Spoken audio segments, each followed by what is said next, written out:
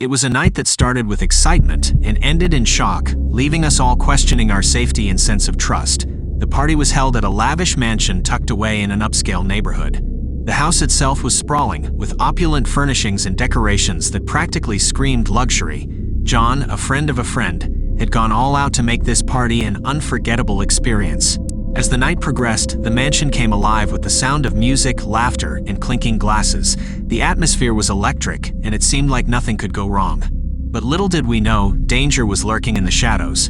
I was mingling with a group of people near the grand staircase when I noticed a few unfamiliar faces among the guests. I brushed it off, assuming they were friends of John that I hadn't met yet.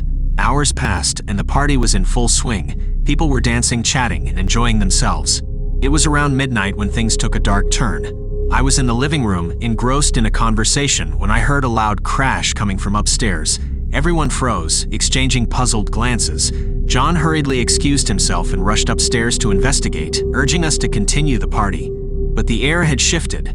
The sense of unease was palpable, and it was as if we could all sense that something was very wrong. As we tried to carry on with the festivities, whispers started circulating about the crash.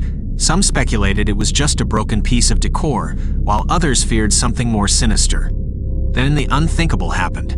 John returned, his face drained of color. He announced that the crash was not an accident. Someone had broken into the house. Panic spread like wildfire, and people started looking around nervously, wondering if the intruder was still inside. As we huddled together, debating whether to call the police, a sudden realization struck John. He dashed to the front door, only to find it wide open. The shock on his face was mirrored in all of us as we comprehended what had just transpired.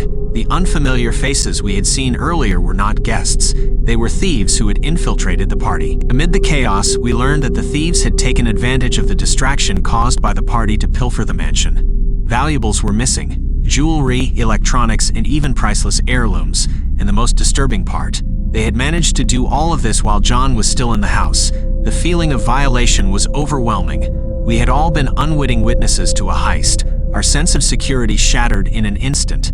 The police were called, and the party came to a screeching halt as statements were taken and evidence was collected. As we waited for the police to wrap up their investigation, a heavy silence hung in the air. The mansion that had been filled with laughter and joy was now tainted by a sense of violation and fear. It was a night that none of us would ever forget, a reminder that even in the midst of celebration, darkness can find its way in, leaving us haunted by the echoes of that night.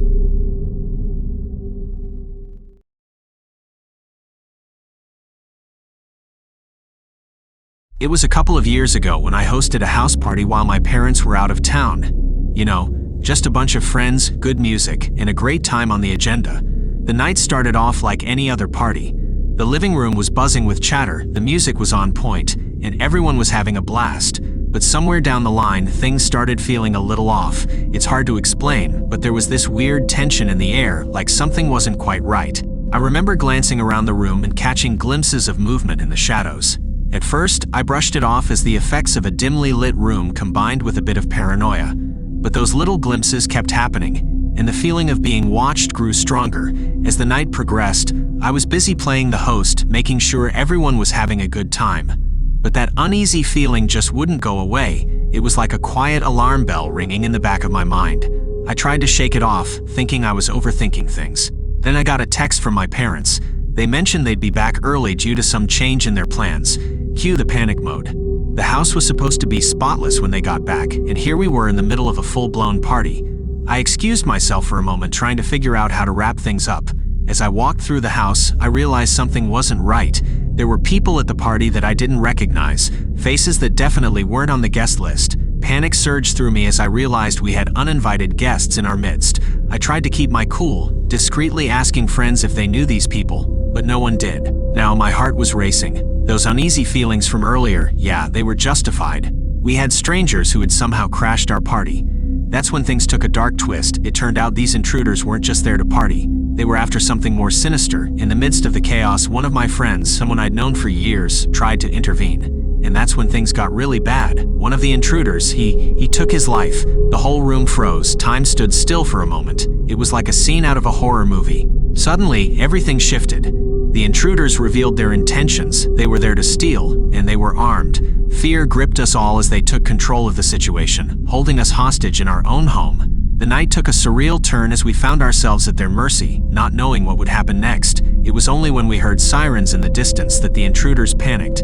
They grabbed whatever they could and fled just moments before the police arrived. The relief of the police's arrival mixed with the shock of what we'd just gone through. The aftermath was a blur of statements, questions, and emotions that are hard to put into words. And you know what sticks with me the most? How something so innocent, a house party with friends, turned into a life-altering experience.